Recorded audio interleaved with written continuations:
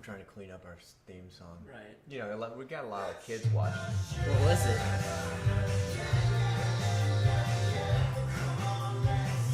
It's a family program.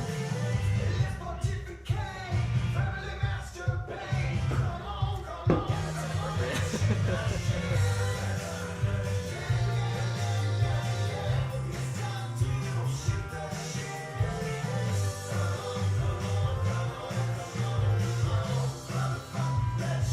We should bleep it.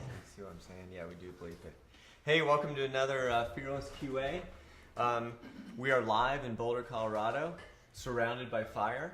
Actually, that's been kind of a terrible thing going on this week. And most everybody knows people who have lost things, including their homes in the fire. So our wishes and prayers go out to all of our friends. And hopefully that thing's out soon. It just keeps going. It rained yesterday. It did rain. Thank you, God. I thought, well, maybe God can put out the fire, because man can't, apparently. So we did get some rain, so thank you, God. As usual, you can tweet in questions to the show. The show's live right now. And so just tweet them in. We'll read them. If they're any good. If they suck, we just ignore them. And we have got another little live audience in the Teeny Weeny studio here in Boulder. So thanks to coming out. Woo! Yeah. See, and I'm really excited about today's show. We're going to talk about electric vehicles and whether this is any kind of help or not, or if it's just going to be more of the same. So we have Matt Mattila. Did I say that right? Yep. Nice. Who is the project manager of Project Get Ready at the Rocky Mountain Institute, which is also here in Boulder. Rocky Mountain Institute has done a lot of amazing work in the area of light vehicles and has been working a bunch on electrics, I guess, to get smart about that and help other people get smart about that. And Ben Holland is also with us, and Ben is, what is the title? Outreach Dude? That'll work. Super Outreach Dude. And so that's why you're on the show. You're doing outreach right now. So you're making that happen. And my dad, Bill Boguski, is with us as well. So we're gonna jump in and start talking about electric vehicles. The it's for me. I think we all want this to be the silver bullet. We were talking about that, right? Yeah. And it just seems like nothing is. We keep waiting for there to be some silver bullet. And you have spent probably more time with it on this than anybody, and you don't think it's a silver bullet either, unfortunately. No. So that's the bad news starting off. It's definitely part of the solution. I mean, we take the silver buckshot approach. So you can't silver buckshot, really? It's part of it. Did you TM that? Yeah, it's copyright. Use it at your own expense. So. Yeah, that's good. It'll go a long way to solving the problem, but by no means can we all just buy EVs and we're done with it. Yeah, we need to stop waiting around for the silver bullet. I think too many people focus on that. It's not going to happen. Yeah, I think that's true, and that's probably what we'll wind up with at the end of this show. Is it ain't the total answer, but we do it anyway. Right. Now you don't have to watch, because that's where we're going to wind up. But we should talk about. You guys brought some slides on. Can we zoom into this? This is about U.S. petroleum consumption by sector, and I guess you want to explain it a little bit? Sure. Over here. On that first side, it's total consumption by U.S. sector, and you'll see 2/3 of our petroleum, what we're either paying people that really don't like us for, or defending out elsewhere for, that causes lots of emissions, goes to the transportation sector. And so that's really, if you care about petroleum for security or the environment or the economy, that's where you got to go after. And within the transportation sector, it's almost all light duty vehicles. So it's the things we drive, our cars, our SUVs, our pickup trucks. Mm-hmm. So that's what we got to go after. And that's over here. Yep. So light duty represents 61% of our transportation. Mm-hmm. Of our transportation petroleum consumption. Okay. So it's a big chunk. So that's the good news, probably. I mean, you start out there, and that's the good news with EVs is this is a huge chunk. But some people don't. Let's talk about electric just a little bit, because some people I don't think understand that electric is not a power source, right? Nope, it's just transferring the energy. So you've got to produce electricity somehow. Right now, about half of it comes from fairly dirty sources like coal. So, there's some arguments that you're simply transferring the emissions from your tailpipe on your car to the smokestacks on your utility. And there's some truth to that, although an electric motor is almost 2 or 3 times as efficient as an internal combustion engine vehicle. Right. So even if with the same barrel of oil, if you use that to create electricity and then pumped it into your car as an electric vehicle, you'd still be better off than driving an internal combustion engine.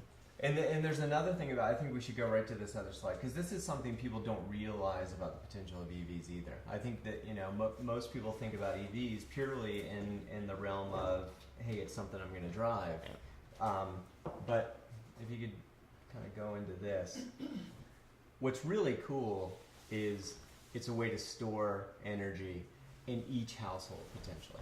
Right. I think, RMI, we look at it, we're excited about clean, quiet, fun to drive transportation, but the real potential benefit is its whole system implication. So, we're all excited about bringing solar and wind onto the grid, but you really have to use that as soon as it's produced. You can't be like, all right, let's ramp up the sun because we need to use more hair dryers or plasma screen TVs. And with EVs, whenever the grid is pumping it out, if you have your vehicle plugged in with this big battery, you can absorb some of that energy.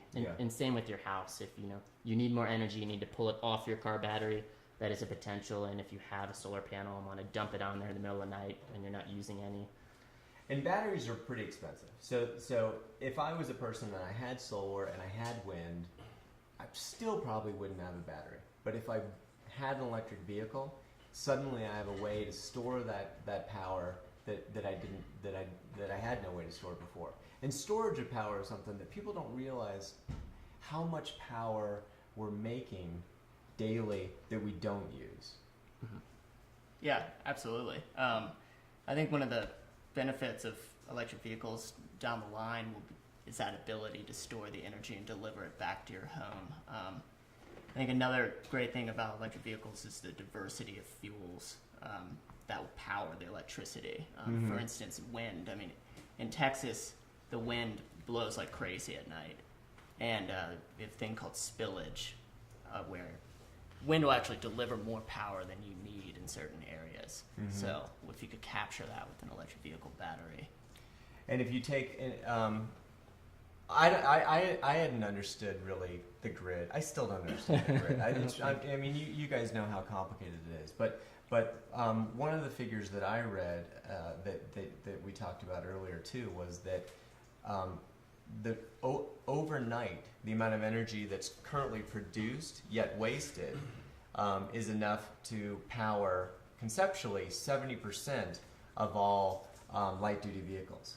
Yep, totally true. I mean, the challenge isn't generation. When you think of actually the amount of electricity we need to use, we have more than enough to convert almost our entire fleet to EVs. So dirty or otherwise, coal or otherwise, we're making it. We have it. And we make it overnight, and it just goes into the ether. Yep. It's there. The challenge is, distribution. It's timing and it's location. And so, while 200 million cars could quickly switch to EVs and we have electricity, if you plug 2 Teslas into a block and they're all in the same transformer and it's an older transformer, you could cause a brownout in your little region. So, in your neighborhood. Yep. With the current grid we've got right now. It hasn't really changed since when Edison started to conceptualize it. It's old, it's brittle, So Palo Alto is going to have some brownouts. I mean, I think they have them anyways. But, when you look at Prius concentration and you see the regions that get it, probably Boulder as well, they need to be ready for these things because it's about the equivalent of the same load as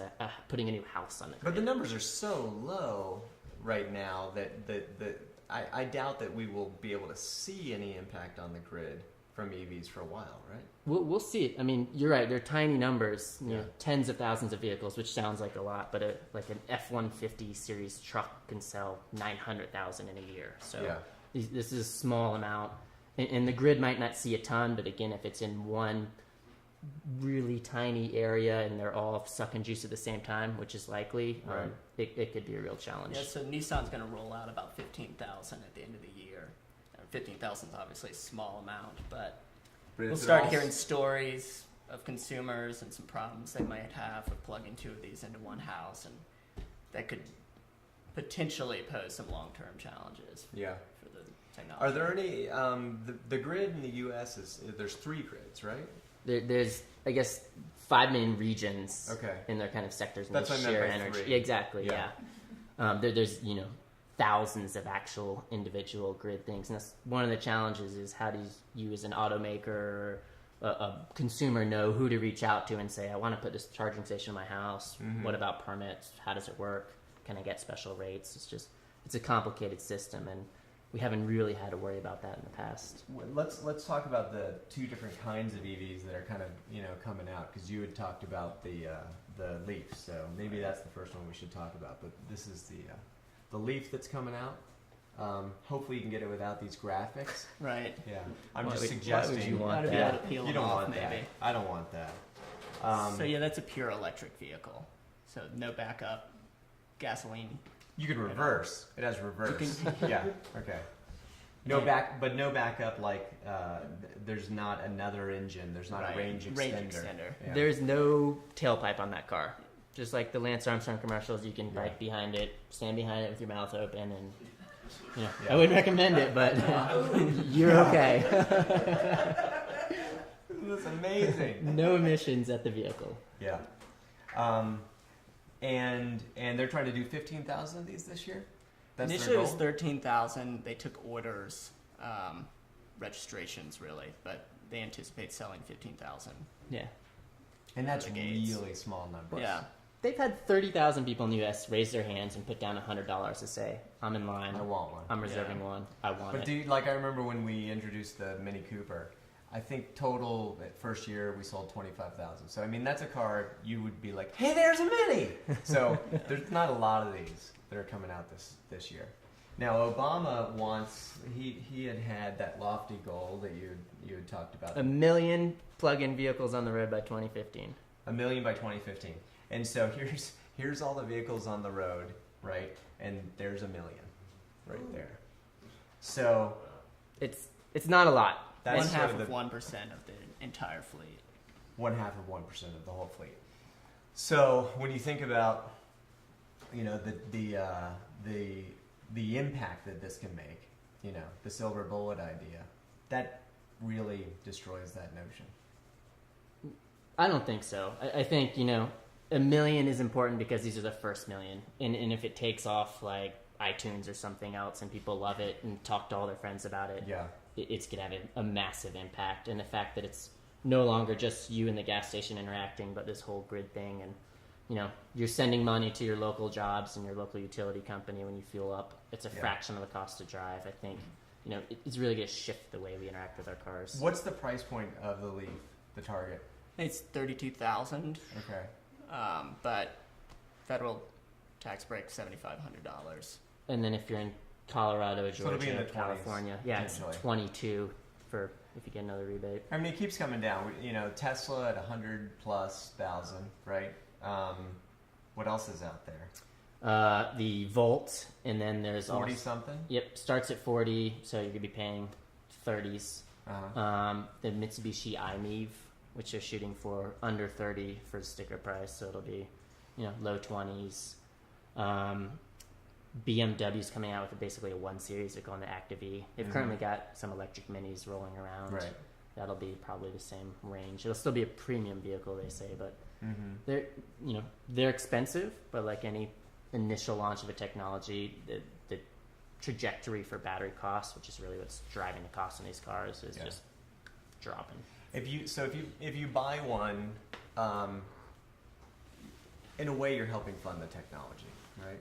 Oh. Not even in a way. You totally are. Yeah, I mean, Yeah. they're literally investing billions of dollars per automaker, and Yeah. so spreading that R&D cost and their fixed cost over the more vehicles, it's going to be a big difference if they sell a lot of these. And let's just talk a little bit about the Volt, because the Volt is a slightly different concept. It's got 2 engines. It's got a gas engine and an electric engine. Yeah, so what that does is it acts for the first 40 miles. It'll run on pure electric for about 40 miles, and that's called charge depleting time. Mm-hmm. And then when it gets down to the battery gets down to about 35% depletion, then the range extender kicks in. It basically acts like a hybrid. So from then on, you're kind of driving your classic hybrid. Okay. So it is a hybrid, but it's a hybrid that for the first 40 miles is purely running on electric. Except for the fact that you're never running off the motor. So it's not like driving a Prius where you're driving off gas and the Prius is blended. So the force moving you forward is always off the electric engine? Always electric motor. The gas engine you can think of more as a small generator, and it just sends juice back to the battery. Right. If you were going to buy one of these, maybe you can't say. Maybe this is an awkward question for you. Which one would you get? I'll pass. Go ahead. I think the interesting thing about this one is that 40-mile range, I think, is enough to handle all of your driving needs. Less than 10% of the American public on average drive more than 30 miles. But on don't one you think trip. Americans are just concerned, though? It's like, okay, I know that I never drive more than 40 miles, but what if, What if I need do? to drive 500 miles? Exactly. Yeah. So. Yeah, I'd go all EV. I mean, You'd go all I'm EV. tired of waiting. I don't want to send any more money abroad. I don't want a gas engine. I want to be able to drive this into my kitchen and be quiet and not emitting anything and plug it into the wall. But you're not a person against petroleum. Nope. No. Okay. I'm not against it. I don't care who you wins can't that be. You'd one. have to be insane to be against petroleum, right? It runs everything. Everything. We are a transportation monoculture. It's Yeah. 99% of our transportation infrastructure is off oil. Plastics are made out of oil, so Yeah. it's if there's something we can do without oil, then let's try to do it. Well, it seems like it'd be really fun to have, some solar panels and some wind and be generating your own juice and then plugging in your car and saving that and making toast off the batteries in the morning because, charged up overnight. It's a little, it's sort of like flipping off the man. I get a certain flipping off the man kind of thing out of it. Yeah, That's what motivates me, just in general. You're pulling yourself out of this vicious cycle where we're borrowing money from the Chinese to pay the Middle East to get stuff so we can buy more Chinese goods. I mean, so you step out a little bit. You do, you're on your own. You can be completely off the grid and charge your energy, or you can connect with this utility, and you never have to stop at a gas station again. Yeah, and so in terms of technologies. Would you also, you're saying, personally, I want to go electric. In terms of technologies, which one do you think is going to win out? I think this is a lot of studies are saying this is a good incremental step toward full electric. It weans us being the off. Volt. Yeah, the Volt. So if you own this thing, if you owned a Volt, you're driving around, and then you realize, I never need that extended range thing, right? Or it's so rare. What I should have done is I should have got the Leaf. Ideally, that's what will happen. I think definitely don't want to sell one car in particular, but that is my belief. Well, I imagine most manufacturers will have, a little bit of both, maybe, or I imagine GM has got some idea of doing something full electric, correct? Yeah, absolutely. It's a spectrum. I agree. I know you guys have a lot of clients. You want everyone. No, by you the know way, what? They want everyone to hire them at Rocky Mountain Institute. So. We're a nonprofit, so we can say bad things. I would say $40,000 for a transition technology is a lot. I think if that's the reason to buy it, it's a bad one. Our friend's former colleague, Laura Schultz, she actually designed this simple iPhone app where it's virtual electric drive, and so you simply download it, it's free, click, go, and whenever in your car, it tracks you, and at the end of the week, it can say, this is how far you drove, and here's what would happen if you had an EV or plug-in hybrid electric or something That's else. interesting. And so you can actually see, I only drive 100 miles a week, and I never drive more than It's an 60 iPhone miles app, or at what once. is it? It is. It's an iPhone How do you app. get it? What's it called? Virtual electric vehicle. Well, that could be VEV. good. You could check that thing out, start using that, and then you'd know kind of what's the right EV for you. Yeah, right? because we don't think about how many miles we actually drive every No. day or when our long trips are, and so And if you get that app now, you've got time. you've got right? it's So cheaper than the when are 40 these, grand. When are these things coming out? Now Today? there's some on the road today. The initial markets are concentrating on a few key areas. They'll get the 10,000 plus vehicles by the end of the year. I was so ready to get a Volt. Like when I was like, I am going to get a Volt. I had sort of pledged to myself, and I've been backpedaling out of my own pledge to get a Volt. What do you think that's about? You should get a Volt. I should. Yep, they're fun to drive. They're cool if you want to drive out to Aspen. You're fine. You've got the 300-mile range, and you know, for most of your commuting, you'll be driving all electric. Front wheel drive. Mm-hmm. Good in the snow. Oh, I don't. Ooh. It's hard for me to say that in Colorado. Yeah. They actually, they probably don't want to say this, but we've seen the mule vehicle, so it all covered, driving up and down over Vail Pass, and there's actually a push button mountain mode, so it can at least handle the climb. Snow tires, I think anything could do snow. Colorado drivers are pretty comfortable too. I mean, when you drive down 70, you'll see Honda Accords just zipping by. And For snow sure. just I coming mean, down, it's, you know, and whether you auger into the ditch is more about, you know, the luck of the draw. You know, you get to that one icy corner at the wrong time. But you can feel good about it. Yeah, exactly. That's a good point. So. Yeah. And people will stop to help you because like, oh gosh, he's trying to do the right thing and now he's augered into a ditch. You know what? They're heavier. They're sportier to drive. Well, not heavier, but let's talk about that a little bit. The drive. The mass of these vehicles isn't all sitting in the front where your engine usually is. It's actually spread over the bottom of the vehicle, and so you feel a little sportier. Your mass is close to the ground. You can corner quite well. Yeah. The other interesting thing is electric motors, 100% torque as soon as you push the pedal. So you actually, even with a smaller motor, you get put back in your seat. It's really good acceleration. People don't know what torque is necessarily versus horsepower. It's right? that pull you feel. Like, it's what you want to feel. Like my old SUV, when I push down the gas pedal, I'm kind of lumbering up onto the highway. These, you know, you push it down. There's no gear shifting. It's all one thing, and it drives you up. Yeah.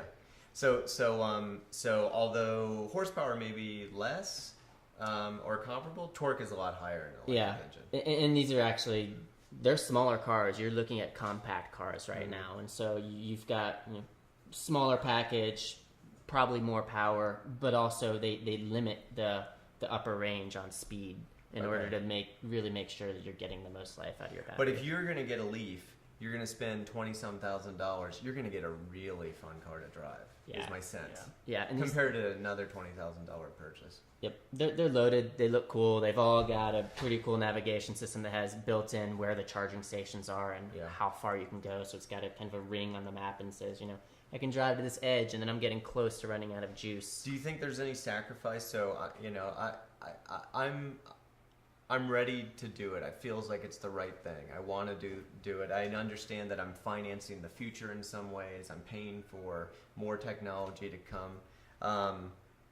And I think that to a degree, people would be okay with that, but they don't want to wind up with some dead end technology. So, you know, is now the time? 8-year, 100,000-mile warranty. I think, you know, if you're worried about these fading out anytime soon or not having resale value, I think you're okay there. But I think any new technology, unless you really want to be an early adopter, 3 years from now, you're going to have more car, more range at less price. Is this as cool as like the first iPhone? Oh, it's cooler. It's cooler. It changes the paradigm. And they were Blackberries before the iPhone, so it's not changing the way you interact with your phone. But these things are not, you know, it's not just better, it's different. Yeah. I mean, these things are capable of sending text messages to your iPhone telling you, like, you need to charge me, you know, and all these smart functions that I think are just really cool. That's a really good segue, you know, back to some of the technology that's got to come online. This is an eye chart, but maybe you can explain this a little bit.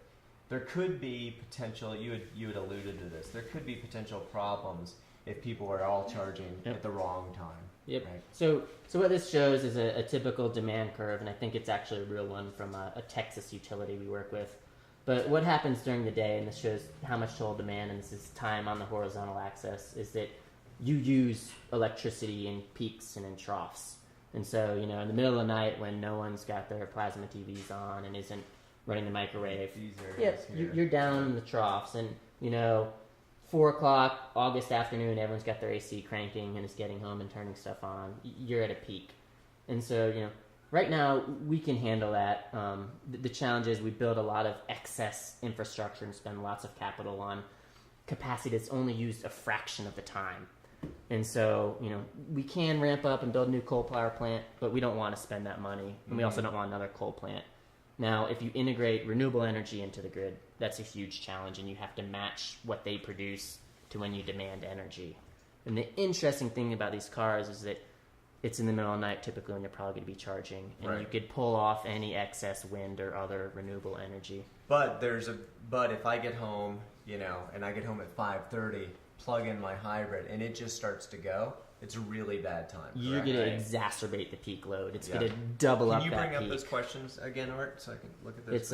It's bad news. And so the idea is, I don't want to wake up in the middle of the night and plug in my car. I don't have to deal with anything like that. But, buying this car, I do care about the grid. And I also want the cheapest electricity, which tends to be in the middle of the night if you get time of use pricing. And so you can have intelligence, and most of the cars actually have this built in, but also the charging stations that says, charge me off the greenest electrons or the cheapest ones, or I don't care as long as my vehicle is charged up by 7 a.m. Yeah. And that was something that was surprising to me. So in the Volt and in the Leaf as well, there's the technology where potentially the car can talk to the grid, and you could set it, or it could set itself to be pulling energy at the right time. So in those troughs, and that would be exactly what we want. Suddenly, all that energy that's going to waste, that 70% that's going to waste, we could be really smart about pulling off and storing and making toast in the morning with a potential. I like to make toast. Yeah. You can tell. I like to make toast and free toast. You could have the most overpowered toaster. It's gonna be good. You can make toast for all of Boulder, all the fire victims. Well, I mean, having the idea of having everyone having their own battery storage for power at home is a big one, and the only guy I know who has his own batteries is Al Gore. Yeah. Right, at his house, he's got batteries, but no one else has batteries at their house. $800 a kilowatt hour for batteries and these types of things. So you're talking $15,000 per this set of batteries, and all of a sudden you get it for free with your car. Yeah. So if we do figure out how to send energy back and forth between your house and the grid, EVs are going to be kind of free storage. Or let me take a real quick question. If electric cars are only a fraction of the solution, what else? That's going to take us into the weeds. How much do home EV charging units cost? Any tax incentives for charging units? That's a good question. Yep. Do you want to start with that one? Yeah, home EV charging units cost generally around $2,000, $5,000, or on the lower end, I think $2,000. So, and there are a number of tax incentives that are out for that. So you have to you pay another $2,000 plus you buy the car, and then there's $2,000 to charge your car. I didn't realize this. Well, you're killing us. Yeah. Thanks for that question. Yeah, I mean, so the top of the line has all the gizmos. You actually don't need it. You can simply plug these cars into a normal outlet, and if you want to charge in a few hours rather than overnight, you can plug it into the type of outlet that your dryer, if you have an electric dryer, an appliance runs off a 220 volt. But to get something that has some integration, some intelligence, it's going to be about $1,000. The federal government pay for half of that right now, and usually there's some state incentives as well, and sometimes utilities will kick in. And that could pay for itself if you have time of use pricing where the utility says, if you charge at these times or when we want you to, you pay a fraction of the cost. Mm-hmm. And, but instead of like a spoiler, I'll get a charger, right? Right. It's just different accessories, I guess. But you don't have to have the charger. Right, you don't have to have it. You can plug it in. Yeah. But if you get the charger, it charges faster. That's the benefit of the charger. And it potentially charges smarter? It definitely charges smarter. Yeah. It won't charge actually faster. There's a new standard, J1772. We won't get into it, but it basically lets your car and your charging station do the handshake and communicate and allows for much more intelligent charging. Is there any technology where I just pull my car into the garage and I don't plug it in? It's sort of like those phones that you just lay on, a pad and they start to charge. Is there that sort of... Yeah. Plugless power, inductive charging. There's a company on the East Coast in Virginia called Evatran that's working on that right now. So, yeah, I think that seems pretty cool. Could have interesting applications for garages, and I think they're looking at it for fleet vehicles. If you're running over them constantly throughout the day. So we could take that other question actually, because I think that there is some. If electric cars are only a fraction of the solution, what else? You guys have done a bunch of work around trucking. We have, which is a big piece of the pie too. It is. It's about 20% of that chart, and it's not sexy. No one wants to talk about trucking, but I do. okay, good. I mean, you all use trucking. If you buy things, if you eat things, you know, trucking gets our goods around. That's how we can So have. just people who buy things and eat. Yes, things. exactly. Yeah, okay. Everyone else doesn't use Forget trucking. it if you don't buy or eat.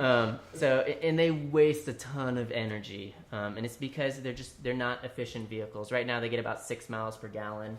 Wow. You could double that to 12 miles per gallon with on the shelf, you know, state of the shelf technology right now, and they'll pay for themselves over about a year period. So. And you had mentioned some people you had worked with that are working in trucking, and I know that Walmart has done a lot of work with their fleet. Maybe they're doing more. You had said there's some sort of pilot project out there that sounded pretty interesting. Yeah, we all like to kind of kick at Walmart, but they're actually best in class for logistics, and they own their own fleet. And they said, you know, we're gonna really curtail our oil consumption, and so they've put on things to make them much more aerodynamic. I'm always giving Walmart props actually on this I show appreciate because the reality is they're doing more than most, and they're capable of driving an entire industry. But you know why they're capable? But I really think that if you look at why is Walmart so progressive about this stuff, they've been the best business in America for the last 30 years. They're just smart. It's cost cutting. Exactly. And so they're creating whole fleets that make it cheaper for them to go to market than anybody else.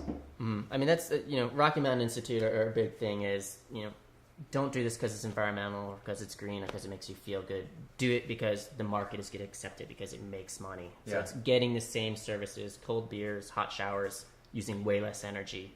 And you don't notice it 'cause it's all background stuff, so it saves you a ton of money. And most of the work in the trucking fleet is around efficiency, aerodynamics. And also, when you think about, things coming from China and then us sending empty boats back, that happens in the U.S. all the time as well. So you have empty truckloads. And so when I said 6 miles per gallon, we shouldn't actually care about that for trucks. What you care about is ton miles per gallon.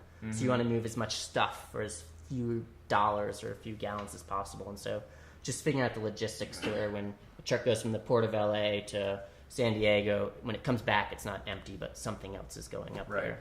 And how about electric trucks? We're talking about electric cars. How about some electric semis?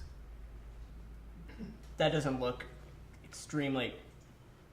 It doesn't have a great potential right now. There's certain applications for electricity.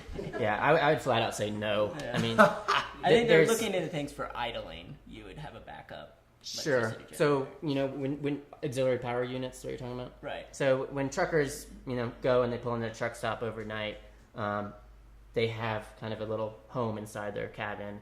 And what they do to run their TV and little microwave. There's some funky engine. stuff that happens at these trucks. That's a whole nother show. A lot of in-depth research at RMI there. Yeah. But they run their diesel engine all night just to run that stuff. And they don't need to. And so there's one idea of offshoring where you simply plug in your generator to some electricity conduit, or you can run off your electric batteries, your lithium-ion batteries overnight.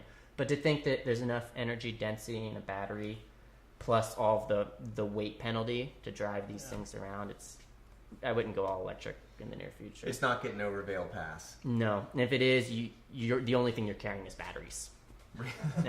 Your own batteries Yes, to get over. exactly. So it's not good. It's not good shipping technology at this point.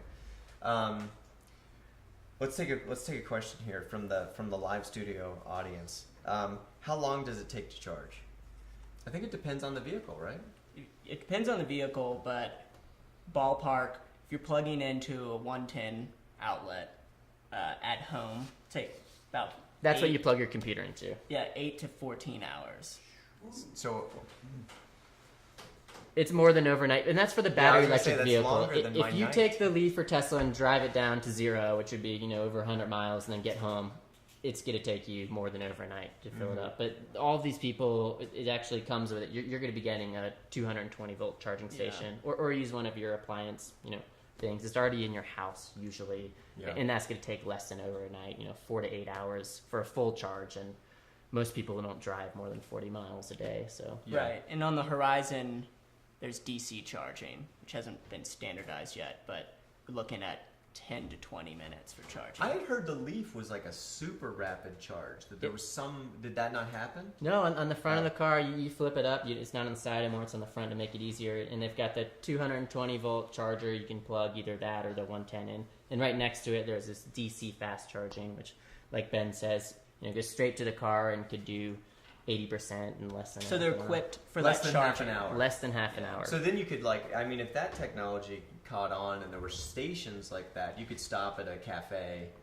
Sure. charge up, and it's not going to be something you had at your house because it's $40,000 to buy a station, but it totally what about makes Cracker sense. Barrel? Do you think Cracker Barrel will have it? Like a good opportunity for You Cracker could sit in your Barrel. rocking chair and play checkers and fill up your EV. Yeah, exactly. I used to like Cracker Barrel a lot, but then you realize some things about what you're eating. But if they had a charging station, that could bring me back. Yeah. I mean, I could have an lemonade. the idea is that Starbucks and other places will put these in to get people to park their car, attract a certain type of person, and have them hang out. What for if a while. someone who doesn't have an EV parks in a spot that's an EV charging station? Is Has it- that you know, ever that's- happened? And do you know the has there term for been that? There's a term? Yeah, it's icing. So internal combustion engine is ICE. It's a kind of shorthand, and among the EV community, it's a bunch of geeks and hobbyists right now because everyone converted their own cars. Right. It's called icing, where there's a normal car in front of your charging spot. Yeah. And so it's a challenge. Right now, what most of the signs are likely to say is EV preferred parking. And so if there are other spots available, you should park. There's a market opportunity for like the sticker or the card that you put in the window, Right. like thanks, jerk. Yeah. Like, That would be Definitely. pretty awesome. listen, what's your big what's bugging you about this? Well, essentially, all the different technologies are bugging me. Everyone is coming out with a different combination of engine and gas. And what I want to know is, what is the ultimate electric machine? Or why Is it- isn't it standardized? We can ask No, both questions. they're all looking for the holy grail. Yeah. The one machine It's like is beta the and battery VHS now. and the engine and the rheostat. Mm-hmm. How do you make that so it works? So, my first response would be, we're thinking about it the wrong way. The reason we all buy SUVs is because we buy it for the one application, the biggest application we need. Right. And so we can't buy 4 cars, so we buy the one we would need for everything. And even though I only commute by myself every day, sometimes I want those 5 extra spots and to throw bikes in.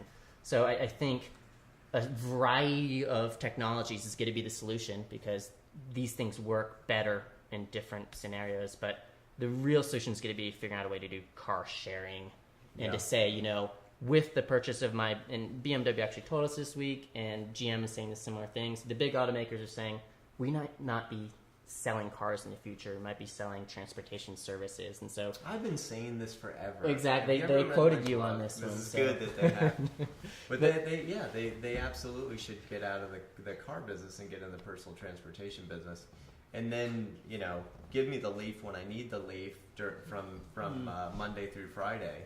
you need to And- get on these and- guys then, because that's exactly what they said is, let's sell them the city EV vehicle for They're 90% reading my of their shit. driving. They're stealing our ideas. But your premium lease will include, you get the Explorer or the X5 when you need it, yeah, and we'll send it out to you for that Yeah. weekend, and you can pick it up. a premium lease. Exactly. And why not? I mean, keep bundling is my attitude. Like, go ahead and throw bike share in that Yeah. bundle and put some rail and bus passes in that. And in fact, I can use my same key fob on my car to unlock my bikes with the Civic bike share. To get on the bus, I can swipe that. It should be one transportation package. Paris has something close, and so does Tokyo. With their VLib, their bike sharing program, you can actually scan your iPhone now instead of a barcode, and that same token will get you onto the It will subways be the and phone. buses. It will and- be the phone, probably. Yeah. Like the key fob, the fact that it still exists. I think it's probably on its last legs. The things that you allow for pocket space, right? So it's Right. like you have your phone, it got space, and then there's other stuff that like comes in and then just doesn't make it. You're like, oh, I think this is something I'll keep in my pocket for a while, and then not But really. you need to talk to the It's going charging away. station guys then, because they've Why? got A you new know, charging, well, new pocket thing. So, there's some safety and vandalism concerns having this big high-powered outlet on the street. yeah. And so if you're part of the Coulomb network or Better Place or something else, what they have is a key fob, and you swipe it and it unlocks it. and it already handles all your payment and everything else. But it's definitely a key fob. It's another thing. I think you can type in a code. It'll probably be the phone. Yeah. I think the phone makes more sense too, because the phone's also going to tell you where all the other opportunities are for travel. Your The map. whole intermodal system, you know. Right. You'll know that you can ride your bike to the bus station, get to Denver by this time, Right. and then hop on this car sharing Right. program. So, Right. and the phone's going to do all of that. Yeah. What about biodiesel for trucks? I think that's great. I think Is it's it great? you know the challenge with the batteries again is energy density. The reason that we use gasoline and petroleum is not because we love it, but because it works really well. It's a ton of energy very in a small dense, space. Batteries don't have that. Biodiesel does and could. And there's Moore's law. Is there a corollary with batteries? Yeah. And what is it? They double in power every 100 years. No, I think we're seeing faster uptake than doubling right now, but there's just such a huge opportunity. I mean, the reason that Clara Ford, Henry Ford's wife, had an EV. These have come before. Edison's seen one. There was in the 70s an EV pickup truck. The Postal Service tried it. The EV one failed. Now finally the batteries are there in cost and size and density. The new technologies that we're seeing in the lab right now, keep in mind that's going to take 15 years till it gets out into a car, but it's nano batteries with all folded on top of each other, getting really dense and really cheap. So we've seen it go from $2,000 a kilowatt hour to $1,000 in the past 5 years, and they're predicting $400 a kilowatt hour by 2020, I think. So what's that? Every 5 years, it cuts in half for cost. The cost and per probably kilowatt size hour. too. Yeah, Yeah. but I think that's going to taper a bit. So maybe not Moore's law.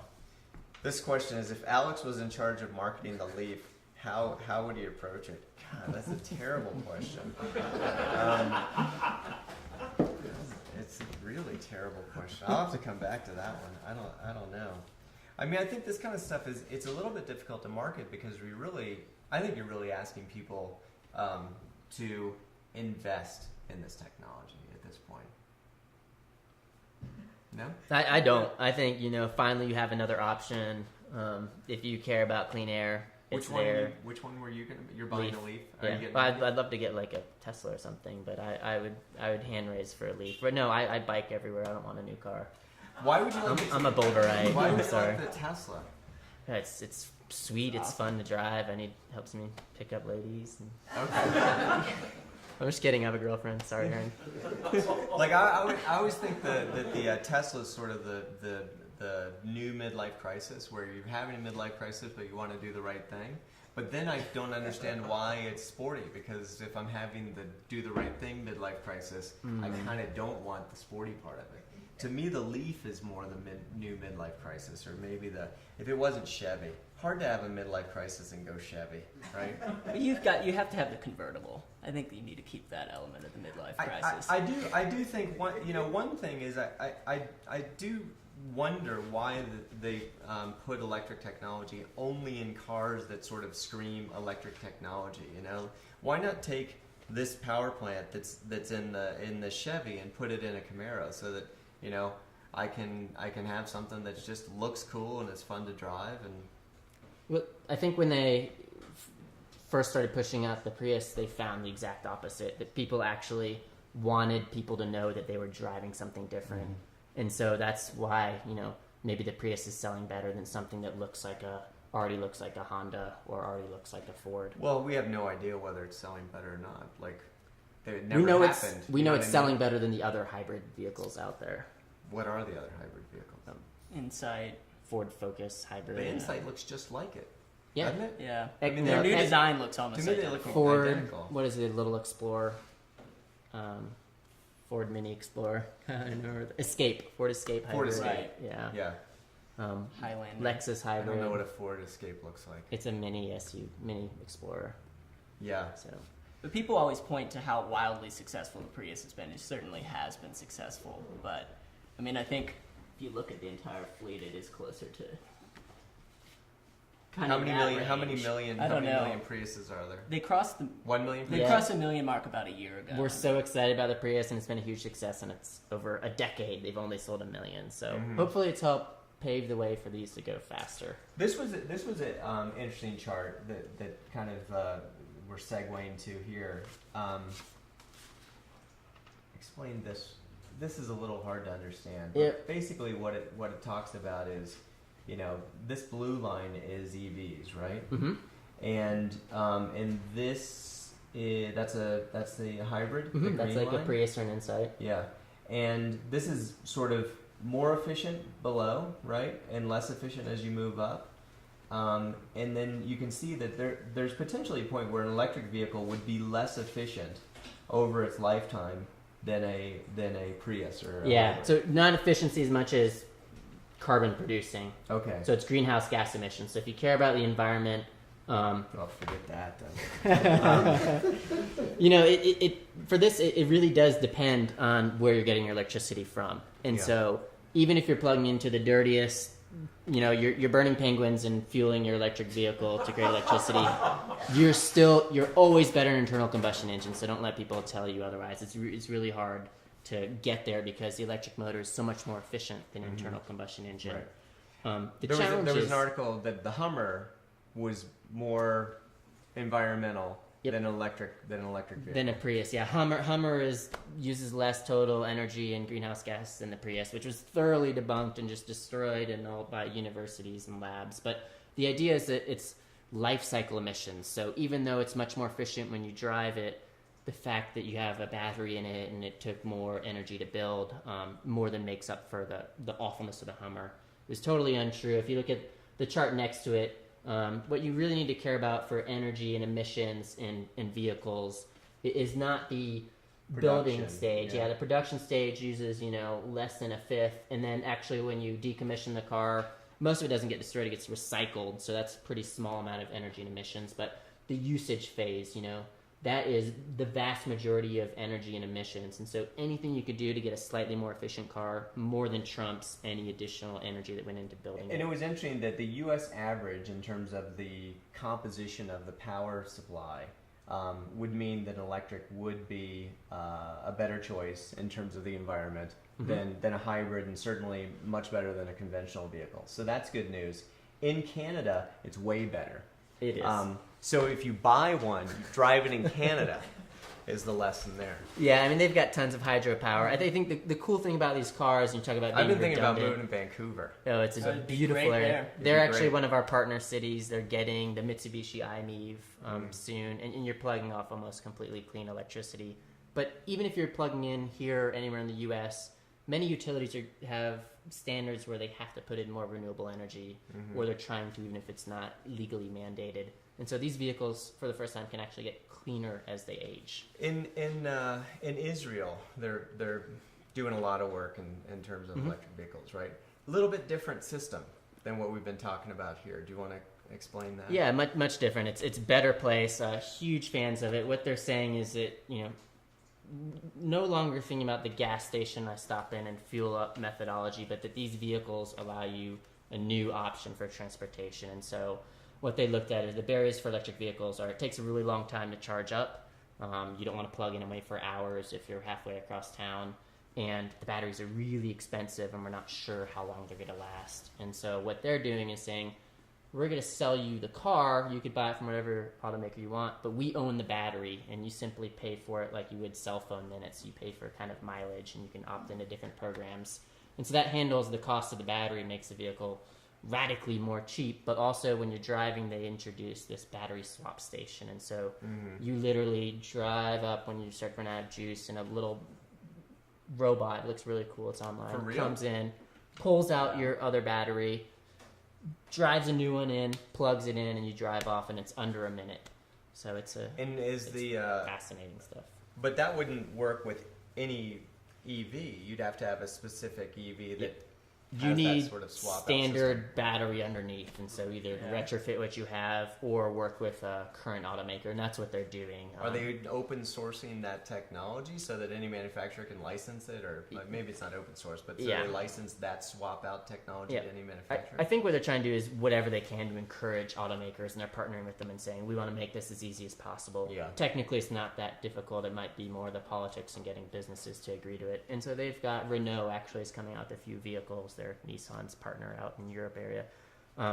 They're building a vehicle that has swappable batteries, and they've tested it in Tokyo with taxis. It's pretty cool. And how many in Israel right now are there vehicles on the road, and are there stations? I think they're just starting to roll out. There are stations in operation. Okay. And they also do fast charging, so it's not just battery swapping. You could use different better place elements. But the Tokyo thing worked well, and it's funny, they put it in taxis to test out the swapping technology. And the biggest request for people jumping these taxis is, even if the battery's full, they wanted to drive around and do a battery swap. Yeah. So it's it worked well. It's really interesting, the notion that you could pay basically by the charge, by the mile, rather than paying, It's your by the service car, model. Yeah. right? Yeah. Because like this time of year, I don't drive really at all Monday through Friday, right? I live pretty close. I ride my bike, which is kind of more than I need. I can walk and then ride around. But then on the weekends, I go places, and I tend to fire up the car. But I'm really curious what my mileage is, and if I could pay for just the miles, I would have I would opt for I'd have a summertime rate, and I would, like my cell phone, I would move those kind of minutes around, I think. You might even almost be better off, and I heard the question, like, if these aren't going to solve it, what's it going to be with car sharing? And lots of the Zip cars and other car sharing companies are coming out and buying electric vehicles so people can try it out and see if they like it, but also just because these people tend to be more environmental. But I'm in the pickle that you described before, which is I have a Suburban, right? Right. The world's worst vehicle, right? And I have it because we load it up with children and we go to the mountains on the weekend, right? It's for the 20% of all my trips, And if I got an electric car, it would be another car because I would still need the Suburban for those trips. What I really need is that subscription-based model where I can pick vehicles based on the function. And if you were able to swap them out, it's one thing to say as a percentage of your trips, but it's another to say you're paying tens of thousands of dollars for this asset and you're utilizing it 5% of the time. Yeah. 95% of the time, it's parked. It's not doing anything. Then there are times where I'm in this 2-ton, alone, right? Right. And just driving masses of metal around with me, which is criminal. Shame on me. It's pretty bad. It's bad. But, I didn't know anything. It's also unsafe for pedestrians and cyclists and electrics smaller are cars. way electrics. You can't hear them coming. Yeah. Don't you know about that? That could be an asset, though. You mean score higher? What do you mean? Being in a very quiet car, you have to do so much less with the engineering to try to deaden the engine noise and everything else. You can hear your stereo better. You can hear outside things better. Some of these, I don't know if we could say who it is, but some of them are working together, and I think it's going to be standardized to come up with a standard sound for an external speaker, like a chirping that almost sounds like the Jetsons. But there's talk about... And it does it all the time? Like it's just no, it actually does it under 30 miles an hour when you tend to be more in pedestrian zones. So when you're on the highway, it's not like beep, beep, beep, beep. But, because if you're blind, right, and you need to cross the street, EVs, way. Even if you're not blind, on my bike, I'm always even if you're kind not of blind, cruising. And even if you're just I want to hear it lazy. If you're lazy and you just don't pay attention. Yeah. No, it's true. You can't hear. We have a hybrid, and it's sometimes running just on the electric. You cannot hear it. You just hear the tires like creeping up on it. You try to restart it 3 times because you don't hear the engine kick. That's on. one of those things that people point to, I think, to discredit the cars. I don't know. It'll just kill millions. Yeah, exactly. But wouldn't it be cool if, as an option, right now when I've worked with Harley in the past, they don't sound that loud. They sell that as a feature. You can buy the bigger muffler, and now you've got that Harley loud noise. Yeah. If you could do that with your car and say, I want my car to sound like something amazing, and I could choose whatever it is. Like a hummingbird. Exactly. There's my marketing idea. It sounds like a hummingbird. I don't know. I actually am excited about the no sound. Boulder's a place where I imagine there'll be a lot of electric vehicles, and in a short amount of time, I think Boulder traffic will sound different than most traffic in most cities. Yeah. Right? Just it'll sound less. You can hear the mountains instead of the cars. Yeah.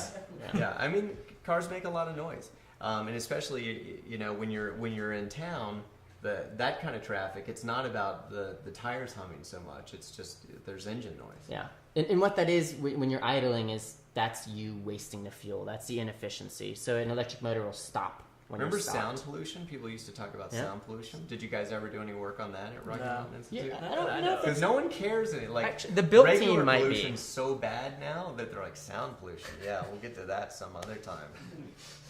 I think our built environment team, it's part of their, having a nicer building actually makes you more efficient. It makes you feel better. And part of that actually is having a noisy air conditioner or heater running constantly or hearing Is traffic good noise. or bad?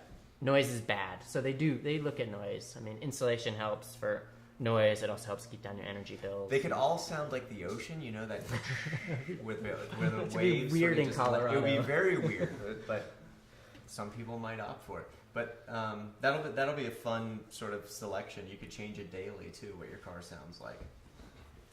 For Yeah, other people. It'd be you a could. real treat for other people. Literally well beyond my per- expertise now. Yeah. Let's see if there's any other questions here. I'm kind of right. What did you want to get across that you haven't been able to get? Actually, what was your question?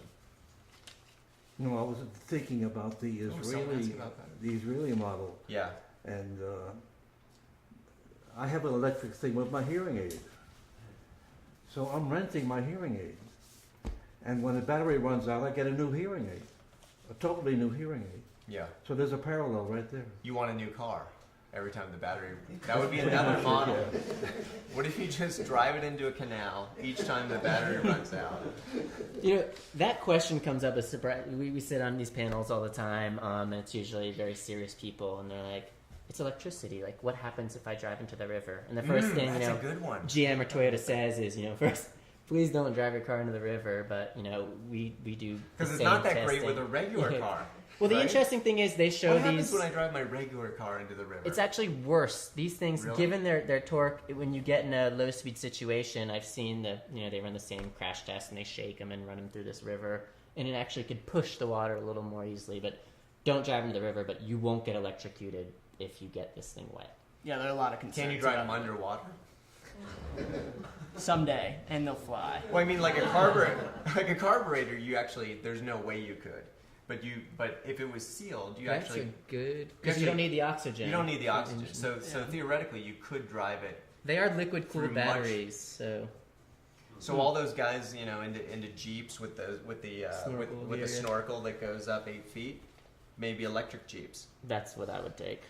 That'd be I would sweet. take an electric. So another example of if you love the environment, you probably like to go out in the Yeah. environment sometimes. We need electric Subarus. Actually, so Yeah. we're kind of scared of them, but we work with the DoD a lot, the Department Scared of of Defense. who? The Defense Department. Oh. They're big, I bad. thought They do a lot of Subaru. evil I thought you were things. afraid No, of Subaru. I was like, I live in Bow. I could What? not get away from what Subarus. did I not know But, about Subaru? These guys have tons of money and they actually have huge incentives. The cost of delivering a gallon of gas in war areas is just astronomical. There is no gas stations. They have to literally truck these in and out and get shot at. So they do a lot of the cutting edge technology on new stuff, alternative fuel vehicles. Mm-hmm. And TARDEC, the tank research and development team, they've got a cool Hummer that actually has 4 separate electric motors, and they're in the hubs of the wheels. Right. And so you can get them all blown up, and you still got one that can drive forward. So there's some pretty cool options on these. And we haven't talked about the Fisker at all. We talked a little bit about. Beautiful car. It's so pretty. It's so pretty. And is that going to happen? Is Fisker going to happen? I don't know when it's rolling out. Yeah, it's gonna happen. I think they just made a recent announcement. I want to say mid to late 2011 for their Karma, and they've also got some kind of the Nina. I think will be their equivalent to the Tesla, more affordable version. So $50K. One of the in the world of Tesla, one of the questions that got tweeted in was Elon, friend or foe? Friend, definitely. I mean, he's brought so much attention to electric vehicles. I think he's largely responsible for understanding electric vehicles or knowledge of them in the past couple years. His brother was on the show, Right. and we talked a lot about Tesla. So anyway, friend or foe? I think friend, and he probably agrees with this, but I love the excitement they bring to the industry, and Yeah. I like that they're saying an electric car can look cool. Mm-hmm.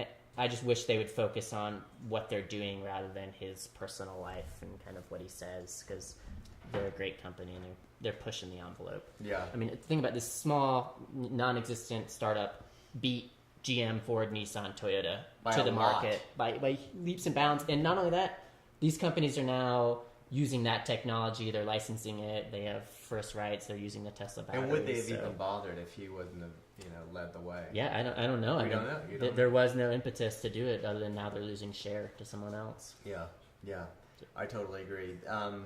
Do you think that they have enough of a lead where they can, it's so difficult to start a car company? It'll be interesting because they're going to be coming out with the Model S, which is more affordable, and we'll have to wait and see. I think it'd be very intriguing. Yeah, I think no, if I had to make a prediction. Yeah. I think they'll do okay and they'll merge or do something else, maybe move along, but to actually be really successful, we had a spin-off, Bright Automotive, and the amount of fixed costs and the government regulations and everything else to be a small auto company, not be able to spread that over lots of models and really crank out huge scale. It's a really hard industry with huge barriers. So. And they've got some sort of joint venture going on now with Toyota, right? With the plant in Northern California. Yep, and Daimler. Daimler licensed their batteries. Toyota, I think they're sharing some kind of production line or something. Okay. So you're gonna get an electric vehicle? If I buy a new vehicle, it will be electric.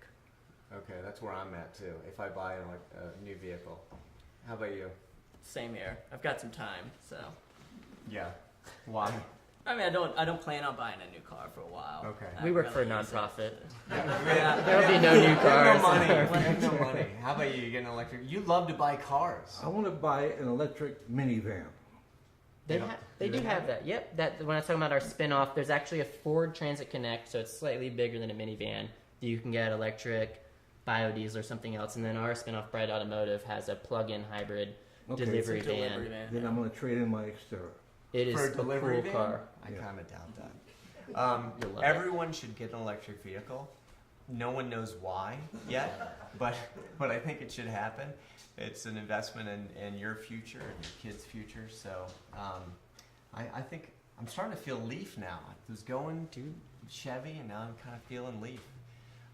So anyway, thanks for tuning in. Thanks to the audience for actually sitting in with us. Yes. And we'll see you next time. Run the music.